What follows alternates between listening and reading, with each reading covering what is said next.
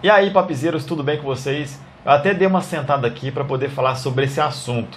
Estou atendendo alguns pedidos para poder explicar O Ninho, um terror italiano que chegou às plataformas de streaming recentemente. É um filme de 2019, mas foi lançado pela A2 em 2020. Eu já fiz a crítica dele aqui no canal, eu vou deixar aqui no card, mas agora eu quero falar ponto a ponto dele. Então já fica avisado que daqui pra frente vai ter spoiler, beleza? Bora lá, solta a vinheta que eu quero falar de O Ninho.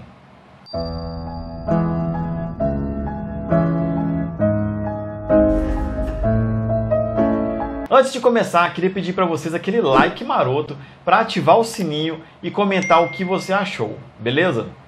O Ninho é um filme de 2019 dirigido por Roberto De Feo e é um meio terror, meio drama, meio suspense, mas bastante interessante.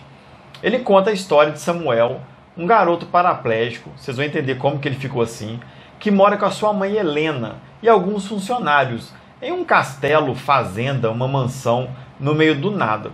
O jovem só tem contato com a mãe e com essas pessoas e não pode sair da propriedade. Tudo é controlado, o que ele come, o que ele ouve, o que ele vê.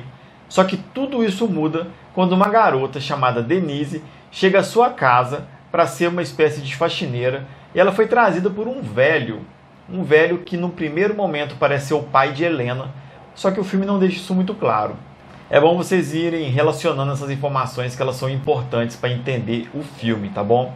Porque ele exige bastante atenção dos espectadores aos detalhes, porque são exatamente os detalhes que conseguem construir a narrativa interessante criada por Roberto. O ritmo lento vai mesclando com a atmosfera de suspense e os detalhes macabros que vocês vão percebendo.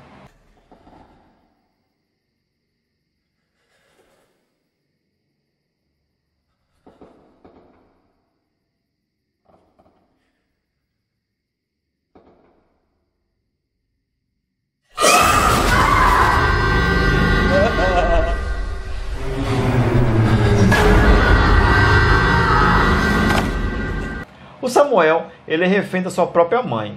Aparentemente, a doença que ele tem é um trunfo para ela, porque ela consegue manter ele preso naquela casa justamente por ele não conseguir se movimentar com tanta facilidade. Ele ficou assim depois de um acidente de carro com o pai dele, numa fuga meio alucinada, ainda quando ele era recém-nascido. Eu vou explicar mais na frente por que o pai dele fugiu. Vamos por partes. Quando a Denise chega na casa, tudo começa a mudar, porque ela começa a inserir novos elementos ao filme também. Então, no começo do filme, até essa parte em que ela chega, você não consegue ter muita distinção de tempo. Será que esse filme ocorre no passado? Será que ele ocorre no futuro? Será que ele ocorre no presente? Isso é um trunfo que é mantido em segredo até esse ponto. É justamente nessa chegada da Denise que ela começa a inserir elementos dentro da trama que dão essa noção de que em parte do tempo eles estão. Os detalhes que ela vai entregando é que vão dando essas dicas, como por exemplo, o iPod usado pelo velho, que ela dá para o Samuel. Então o iPod não é uma coisa antiga, o iPod é uma coisa dos anos 2000, né? Quando ela recebe esse iPod, o velho já usava ele. Então, a Denise tem por volta dos 15 anos, então se passa mais ou menos entre 2015 e 2020, na minha análise mais ou menos do tempo.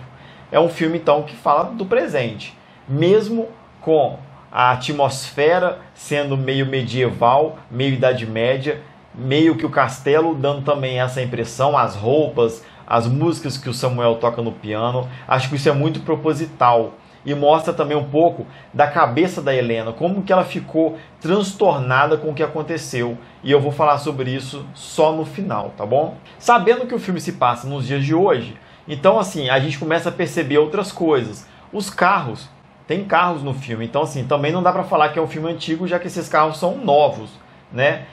Os cigarros que são usados no filme também, as armas que eles usam no filme são armas também atuais. Tudo isso são detalhes que são inseridos de maneira muito meticulosa e você precisa perceber para entender tudo que está acontecendo ali. Por quê? Se o filme se passa no presente, isso explica por que da Helena aprisionar o Samuel naquela casa é tão importante para ela, já que o mundo lá fora de fato é muito mais perigoso do que se pressupõe. Até esse momento do segundo ato, não dá para ter noção do que está acontecendo lá fora. A única coisa que a gente sabe é que a Helena salva as pessoas, ela traz as pessoas para dentro da sua propriedade. Tem algumas pessoas que não ficam, e aí você fica nessa dúvida, por que elas não ficam, né?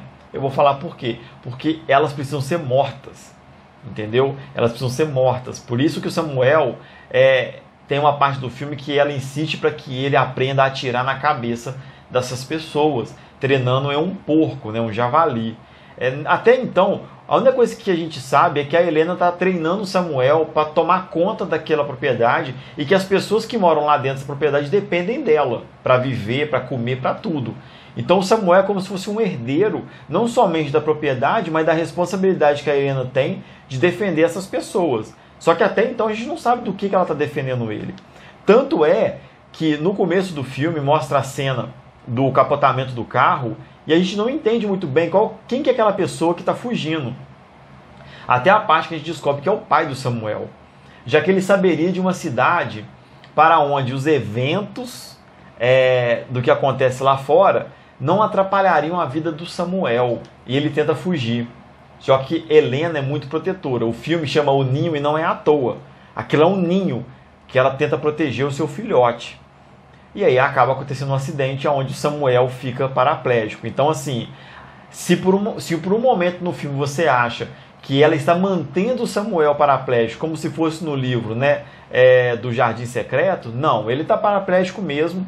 E ela só aproveita essa situação para manter ele cada vez mais preso dentro da sua teia ali de mãe. Esse filme bebe muito do A Vila e Eu Sou a Lenda. Não sei se vocês vão lembrar desse filme, mas, por exemplo, no Eu Sou a Lenda tem uma cidade onde está meio que isenta das coisas apocalípticas que está acontecendo ali. E na vila também as pessoas estão vivendo ali protegidas.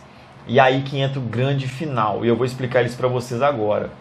Quando a Denise foge com Samuel, e ela prometeu para ele levar ele para ele conhecer professores de música, coisas de rock, ela traz isso, né? Ela traz o rock para ele, ela traz a música moderna, e ele só conhecia a música clássica. Ela para nessa fuga, começa a chorar. Você fica sem entender o que está acontecendo. O Samuel também fica sem entender. E ela simplesmente começa a buzinar. Quando ela começa a buzinar, simplesmente brota na plantação um monte de zumbi. Sim, o que aconteceu em O Ninho é um apocalipse zumbi. Ou seja, a terra foi invadida por zumbis. Ninguém sabe, não se explica como que eles se transformaram em zumbis, não se explica, não se aprofunda muito nos detalhes. E isso que é o mais legal de tudo, tudo fica muito aberto. E é só nesse momento que você toma esse choque e fala, meu Deus do céu, eu não estava esperando isso, que você começa a entender tudo o que aconteceu. Por que a Helena está protegendo todos? Porque na propriedade dela, ela ilhou essas pessoas dos zumbis. E todas as pessoas que acabam se contaminando e se tornando, ou que viriam a se tornar zumbis, ela mata. Por isso que ela quer ensinar o Samuel a atirar na cabeça, logo no meio do filme, entende? Para poder manter essa área, essa região do castelo protegida dos zumbis. E a Denise quer levar o Samuel para uma outra parte, porque ela não acredita que isso funciona. Ela não acredita que a Helena vai proteger o Samuel por mais tempo. E que de fato as coisas começam, ao longo do filme, você começa a perceber que cada vez mais aparecendo pessoas dentro da propriedade. E obviamente uma hora a casa vai cair e os zumbis vão invadir. É muito bem pensado. No começo parece um filme bobo, mas quando você chega no final você pensa que foi muito bem construído, muito bem elaborado.